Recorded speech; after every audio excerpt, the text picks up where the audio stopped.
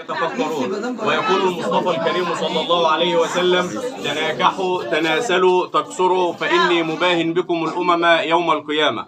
ولقد حثنا المصطفى الكريم صلى الله عليه وسلم على حسن اختيار الزوج وعلى حسن اختيار الزوجة، فقال في اختيار الزوج: إذا جاءكم من ترضون دينه وخلقه فزوجوه، إلا تفعلوا تكن فتنة في الأرض وفساد كبير.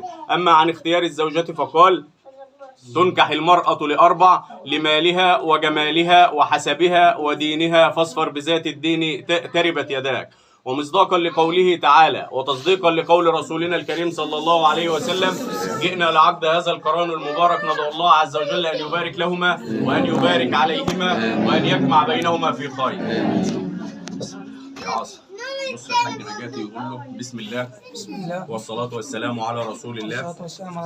إن استخرت الله العظيم الذي لا إله إلا هو الحي القيوم، وأطلب منك زواج موكلتك بنتك الآنسة محاسن نجاتي بكر لنفسي البنت البكر المكلفة الرشيدة على كتاب الله وعلى سنة رسول الله وعلى الصداق المسمى فيما بيننا عاجله وآجله. قل له: معلم بسم الله والصلاة والسلام على رسول الله.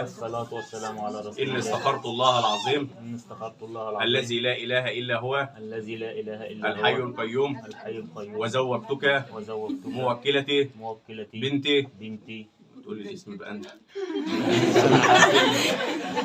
محاسن نجاتي لنفسك البنت البكر المكلفة الرشيدة على كتاب الله وعلى سنة رسول الله وعلى الصداق المسمى فيما بيننا عاجله وآجله. قل له: عاصم بسم الله والصلاة والسلام على رسول الله. إن استخرت الله العظيم الذي لا إله إلا هو الحي القيوم، وقبلت منك زواج موكلتك بنتك الآنسة محاسن نجاتي بكر لنفسي البنت البكر المكلفة الرشيدة على كتاب الله وعلى سنة رسول الله وعلى الصداق المسمى فيما بيننا عاجله وآجله. أشهد الحاضرين على ذلك، والله على ما نقول وكيل وشهيد.